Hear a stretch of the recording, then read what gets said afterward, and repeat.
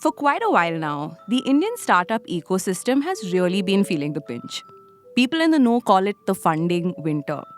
Let me paint a picture for you. You see, for the last 5 years or so, the startup funding culture here in India was a lot like a roller coaster that was only going up. But now that scenario has changed drastically. You see, after a dream run, these big ticket equity funding rounds have slowly slowed down. And with it, those once sky high valuations are very quickly coming back to earth. This is a period of tremendous financial insecurity for startups. They still, of course, need the money, but they've realized that raising a round of funding may not be as easy as it once was. But now they have found their knight in shining armor. In comes venture debt. So, venture debt is a form of financing given to VC backed startups. It's more flexible than the kind of financing given by traditional financial institutions and is generally used for use cases like acquisition financing or to meet working capital needs. That was the Ken reporter Gaurav Bagar. He says that founders have been seeking out these loans a lot more of late. Take Aether Energy, for example. 6 months ago, it raised about 200 crore rupees from Stride Ventures to fund its ambitions. Or Country Delight, the online milk and grocery delivery startup. In late October, Altiria Capital handed it the same amount, 200 crore rupees in venture debt. For the likes of Stride and Altiria, which are in the venture debt business, this has really been their moment. You see, in the United States, venture debt is already 15 to 20% of venture capital flows. Of course, India isn't at that level yet, but it is steadily getting there. In fact, it's up from 1 to 2% about a decade ago to 6 to 7% today. A lot of the startups in the Indian ecosystem are thirsty, and venture debt is increasingly proving to be that refreshing splash of water they needed amid this funding drought. But there's a catch here, and a pretty big one at that. It's sort of a chicken and egg problem. You see, it's not like the providers of venture debt just hand out loans at random. Generally, it tends to ride shotgun to bigger VC rounds. It sort of comes as a part of a package deal. But now that VCs aren't writing as many or as large checks as they once did, it puts these providers in a bit of a tough spot. How do they pick the right kind of startups to fund? Should they be focusing on the latest equity rounds, which now, of course, are few and far between? Should they look for EBITDA break-even? Or should they just rethink the whole game? Welcome to Daybreak, a business podcast from the Ken. I'm your host Rahil Philippos, and I'll be joining my colleague Snigdha Sharma every day of the week to bring you one business story that is worth understanding and worth your time. Today is Wednesday, the 13th of November.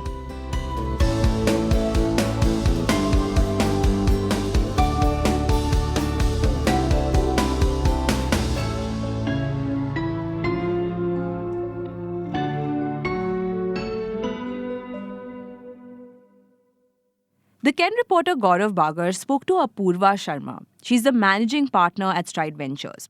He wanted to understand how the venture debt landscape has evolved over the years. Turns out it's been tremendous. Apurva says when Stride entered the scene back in 2019, a total of around $300 million in debt was deployed. Cut to 2023, and that number rose to $1.2 billion.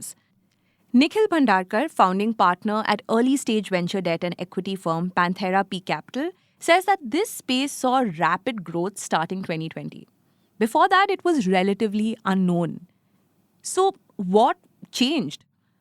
Well, Nikhil said that founders at the time were making a very fundamental error. They were diluting way too much at the seed stage for things like working capital and financing. What they didn't realize in the moment was that equity comes at a much higher cost than debt. What he means by that is that these startups raised tons of money, but in the process they lost hold over a lot of their own companies. Now, this is particularly true in the consumer and D2C brand space. Here, many founders hold less than 10% stake in their companies at a Series C or D stage. Now, that's the other upside of venture debt. The best example is the homegrown electronics brand Boat. The founders still hold over half of their company even after raising $6 million in venture debt from Innovin Capital in 2019 and 2020. In other words, venture debt's non-dilutive nature allows founders to retain a larger stake in their own companies and get a much bigger exit if the valuation grows. Success stories like that of boats have also made founders more aware of how to utilize venture debt smartly. In 2019, the then 3-year-old company used its venture debt round to meet working capital needs. What ended up happening was that it scaled enough to secure a $100 million fundraise from private equity firm Warburg Pincus just a few months later. But what's in it for the limited partners, the folks actually handing out these loans? Well, it's the predictability and stability that venture debt offers. Generally, these limited partners comprise family offices, some overseas high net worth individuals, and even founders who made it big and are now looking for opportunities to put money back into the new economy. All of this points to something that we speak about a lot here on Daybreak. The fact that we have a lot of millionaires who are looking for new ways to invest and grow their wealth. Venture debt has become one such avenue, and it's very popular now. A limited partner's capital is tied up for 9 to 10 years when investing in VC funds, but with venture debt, their capital is locked in only for 5 to 6 years. Plus, venture debt funds pay their limited partners quarterly. In VC funds, the cash flow is back-ended as limited partners get paid out only when the fund exits via an initial public offering or a secondary transaction. But things are not as straightforward anymore, especially now that valuations are finally coming back to saner levels. For venture debt to grow, equity rounds need to keep happening, which is exactly what has really cast a shadow over this space. More on that in the next segment. The bottom line is less big equity funding means fewer places to deploy money for venture debt. And the funding dry spell has been pretty bad. The first 6 months of 2024 saw only 4 deals worth over $200 million. That's a far cry from the 17 big-ticket deals during the same period in 2022. Now, this isn't great news for venture debt. Fewer blockbuster deals means fewer add-on lending opportunities. And with capital tight, everybody's fighting to get the best deals. The competition isn't just from debt funds either. Lenders like HDFC, IDFC, and RBL have set up new economy arms and are making it easier for startups to access credit, especially those that are at Series B stage and higher right now. So, venture debt providers are already feeling the squeeze on deals, and the perks that made debt attractive aren't what they used to be. Let me explain how it works. You see, typically, when a venture debt firm lends to a startup, it receives a percentage of the loan sum as equity warrants. That's basically the option to buy some stake and later earn returns. Today, from close to 15% of the loan sum in warrants, venture debt firms are now getting just around 8 to 10%. Choosing the right startup is also becoming very challenging. Earlier, it was much easier. You picked the high-flying startups with big valuations and VC backing. But now it's clear that they don't always make the best bets for venture debt.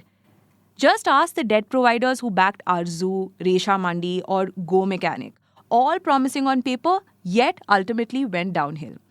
For venture debt, the rules are just different. Bottom line is they need to be sure that a company has the ability to repay the loan. And for that, funds are now paying closer attention to things like free cash flow and how debt is being used for growth. Because just looking at a startup's ability to raise equity funding is clearly not enough anymore. Which is also why the focus is now more on mature companies at the Series C or later stages. So in the end, venture debt might be a clever way to bet on startups, but only if all the stars align.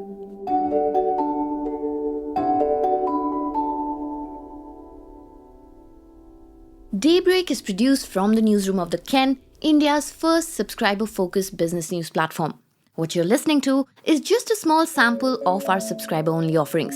A full subscription unlocks daily long-form feature stories, newsletters, and podcast extras.